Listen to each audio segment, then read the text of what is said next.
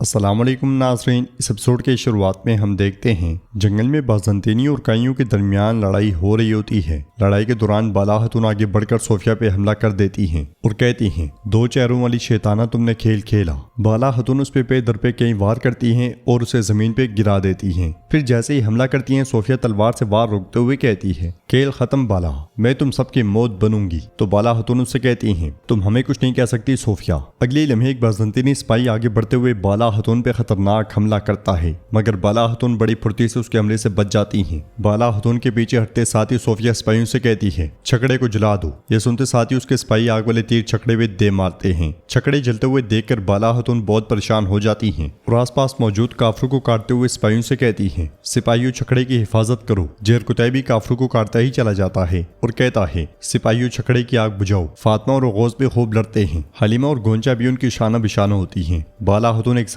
دو کافروں سے نمٹ رہی ہوتی ہیں۔ سپاہی بھاگتے ہوئے جا کر آگ بجھانے کی کوشش کرتے ہیں۔ خواتین ڈالوں کے ذریعے ان کے سامنے ایک دیوار بنا لیتی ہیں۔ ادھر عثمان صاحب صدران اور سپاہیوں کے ساتھ گیونک میں داخل ہوتے ہیں۔ علاؤالدین کہتا ہے، گلاڈیوس ہماری آمد کے بارے میں جانتا تھا اور اس سے بڑھ کر ہمارے اختیار کیے جانے والے راستے کو بھی جانتا تھا، لیکن وہ یہ کیسے جان سکتا ہے حضور؟ یہ سن کر یزید بہت پریشان ہو جاتا ہے اور کوجا بھی آگے بڑھتے ہوئے کہتے ہیں، اب وہ کتا مدورنا کے لیے میں دفاعی حد بنائے گا، ہم کیا کریں گے حضور؟ ہم گات میں پڑھ کر آدھے راستے سے واپس لوٹ آئی تو عثمان صاحب کہتے ہیں، ہم گیونک میں لشکرگاہ قائم کریں گے، پہلے چیزیں تھوڑی پرسکون ہو جائیں، پھر ہم اپنی چال چلیں گے، لیکن ہم کوشش یا فتوحات سے ہرگز دستبردار نہیں ہوں گے۔ اس لیے میں ایک سونے سے بھرے ایک صندوق کے ساتھ وہاں پہ آتا ہے، جسے دیکھتے ہوئے علاؤالدین کہتا ہے، یہ گیونک کے لیے مختص کردہ غنیمت ہے حضور۔ ایکد صندوق کھول دیتا ہے اور عثمان صاحب کہتے ہیں، زمین تلوار سے لی جاتی ہے، لیکن قوم کو تلوار کے زور پر نہیں جیتا جا سکتا، قوم دلوں کی رضامندی اور انصاف سے جیتی جاتی ہے۔ اب یہ سونا گیونک کو زندگی دے گا، غیر مسلموں کو کسی بھی چیز کی کمی نہیں رہے گی۔ میں حالت غربت میں کسی کو نہیں دیکھنا چاہتا۔ کوجا صاحب یہ فریضہ آپ کا ہے، یہاں کے کماندار آپ ہوں گے،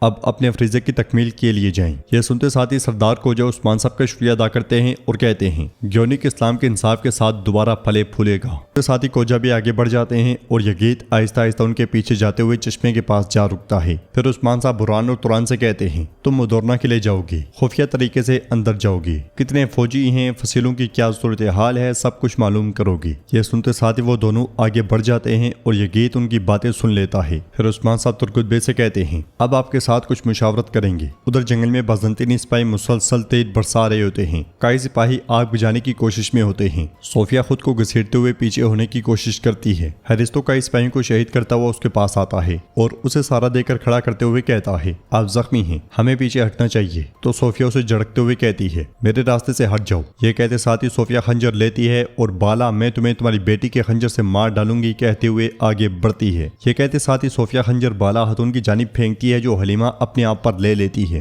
یہ دیکھ کر بالا خاتون، فاطمہ سب ہکی بکی رہ جاتی ہیں۔ صوفیہ کے منہ سے بے ساختہ نکلتا ہے، پوئنا۔ حریستو سپاہیوں سے کہتا ہے، فوجیوں ہم پیچھے ہٹ رہے ہیں۔ یہ کہتے ساتھ ہی وہ صوفیہ کو لے کر پیچھے ہٹ جاتا ہے۔ حلیمہ بالا خاتون کی گود میں گر جاتی ہے اور بالا خاتون اس سے کہتی ہیں، بیٹی تم نے کیا کیا ہے، میری بیٹی؟ سب بھاگتے ہوئے حلیمہ کے پاس جاتے ہیں اور جیرکتا سپاہیوں سے کہتا ہے، ان کے پیچھے جاؤ۔ بالا خاتون چلاتے ہوئے کہتی ہیں، میں تمہاری جان اپنے ہاتھوں سے لوں گی صوفیہ۔ پھر حلیمہ سے کہتی ہیں، حلیمہ برداشت کرو میری بیٹی، تمہیں کچھ نہیں ہوا، تم ٹھیک ہو جاؤ گی۔ گونجا سپاہیوں سے کہتی ہے، سامان نیچے اتارو، ہم حلیمہ کو گوینک کے لیے لے کر جائیں گے۔ ادھر گلاڈیوس سپاہیوں کے ساتھ مدورونا قلعے میں داخل ہوتا ہے۔ گلاڈیوس کو دیکھ کر وہاں کا گورنر کہتا ہے، یہ کیسے ہو سکتا ہے، ہم تم سے زیادہ بھیڑ کی توقع رکھ رہے تھے گلاڈیوس۔ تو گلاڈیوس اس سے کہتا ہے، کیا واقعی نکیتاس، میں نے اپنے آدمیوں کو قربان کیا ہے عثمان کو پیچھے دھکیلنے کے لیے، مدورونوں کو بچانے کے لیے، کیا تم سمجھ رہے ہو؟ عثمان کا ہدف یہاں ہے، آج میں نے اسے پیچھے دھکیل دیا لیکن وہ کل پھر آئے گا۔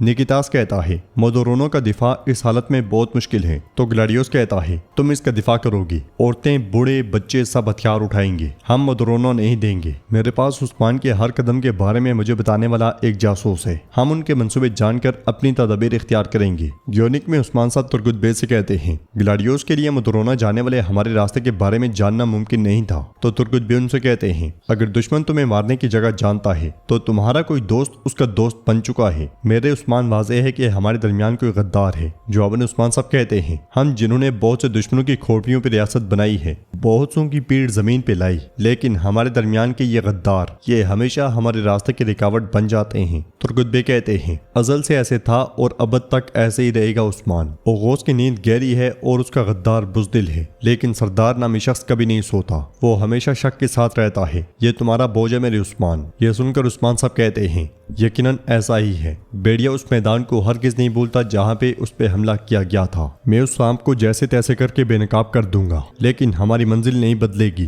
ہم مدرونا کو ترکوں کی سرزمین بنائیں گے۔ ترگت بے کہتے ہیں یہ ہوگا، یقیناً ہوگا، لیکن مدرونا قلعے کی دیواریں اونچی اور مضبوط ہیں۔ ہمارے سپاہی تھکے ہوئے ہیں اور حلب سے نکلنے والے ترکمان بھی ابھی تک نہیں آئی۔ واضح ہے کہ ان کی آمد میں بہت وقت لگے گا۔ ہمیں ایسا قدم اٹھانا چاہیے کہ شکست کا منہ نہ دیکھنا پڑے میرے عثمان۔ تو عثمان صاحب کہتے ہیں ہم ایسا قدم اٹھائیں گے۔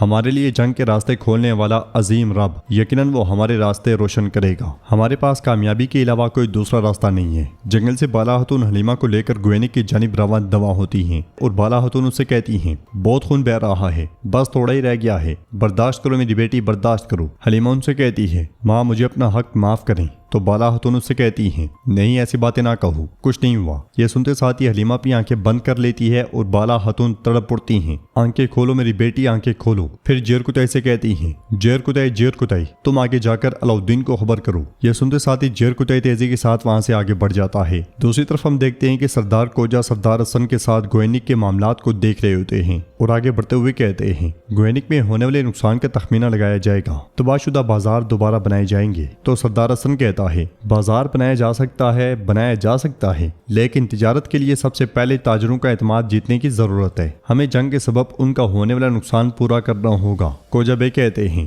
گوینک ایک بار پھر قریبی علاقوں کے تجارتی مرکز کا روپ دھارے گا۔ تو یگیت کہتا ہے تاجر بھی کمائے گا اور ریاست بھی، ہمیں اس کے لیے تنظیمیں بنانی چاہیے بھائی۔ تو کوجا بے کہتے ہیں ہم یقیناً تنظیمیں بنائیں گے۔ یگیت رومی عوام کے ممتاز تاجروں کو جمع کرو۔ اس لیے میں یگیت اس لڑکی کو دیکھتا ہے جسے اس نے پسند کیا تھا۔ وہ کوجا بے سے کہتا ہے میری باندی ایلینا خاتون، یہ رومی عوام کے دل جیتنے میں بہت کارآمد ثابت ہوگی۔ تو کوجا بے کہتے ہیں مجھے شک نہیں ہے ایسا ہی ہے، لیکن تم احتیاط کا دامن ہاتھ سے نہ چھوڑنا۔ مت بولو کہ اجداد کے وطن کو تباہ کرنے کے لیے ایک چینی شہزادی کافی تھی۔ اس لیے میں اکتا کر کہتا ہے عثمان صاحب آپ کے انتظار میں ہیں۔ یہ سنتے ساتھ ہی وہ سب آگے بڑھ جاتے ہیں۔ سب کے آگے بڑھ جانے کے بعد ایک بچہ آتا ہے اور ایلینا کو ایک سیب دیتا ہے۔ ایلینا سیب لینے کے بعد آگے بڑھتے ہوئے ایک طرف ہو جاتی ہے اور سیب کو کھولتی ہے جس میں سے ایک پرچی نکلتی ہے۔ ایلینا ایک دم سے اسے پڑھتی ہے جس میں لکھا ہوتا ہے گیونک میں بغاوت کی آگ شروع ہوگی، صوفیہ آ کر اس آگ کو بڑھاوا دے گی۔ یہ پڑھنے کے بعد ایلینا واپس ایک طرف ہو جاتی ہے۔ ادھر عثمان صاحب کا دیوان لگا ہوتا ہے اور عثمان صاحب کہتے ہیں ترک لڑائی کے بغیر نہیں رکتا،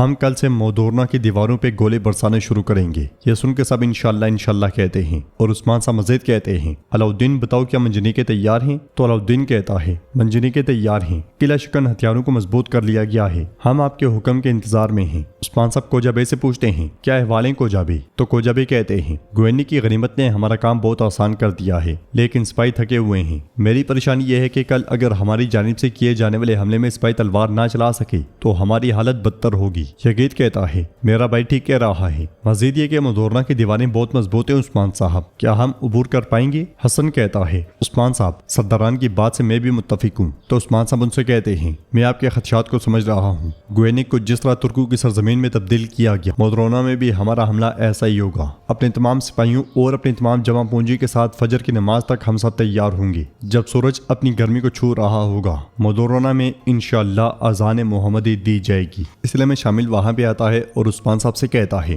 میں نے خانہ بدوشوں کو آپ کی پیش قدمی کے بارے میں آگاہ کر دیا ہے۔ وہ جانباز جن کی تلواروں کو میانوں میں زنگ لگ رہا ہے، انہوں نے اپنا رخ سرحد کی جانب کئی زمینوں کی طرف کر لیا ہے۔ تو عثمان صاحب کہتے ہیں ان کے ساتھ مل کر ہم ان زمینوں کو اپنا مستقل وطن بنائیں گے، ہم خون کے آخری قطرے تک عالم اسلام کی سربلندی کے لیے لڑیں گے۔ اس لیے میکت وہاں پہ آ کر کہتا ہے میرے حضور بالا خاتون آ گئی ہیں، لیکن حالات ٹھیک نہیں لگ رہی۔ یہ سنتے ساتھ ہی سب پریشانی کے عالم میں آگے بڑھ جاتے ہیں اور ناظرین ایپیسوڈ بھی اختتام پذیر ہوتی ہے۔ ویڈیو پسند آئے تو لائک کر دیں، شیئر کر دیں، سبسکرائب نہیں کیا ہوا تو سبسکرائب کرنے کے ساتھ ساتھ گھنٹی والے آئیکن کو دبانا مت بھولیں۔ ملتے ہیں انشاءاللہ نیکسٹ ویڈیو میں، تب تک کے لیے رکھیں اپنا اور اپنوں کا بہت زیادہ خیال۔ اللہ نگہبان۔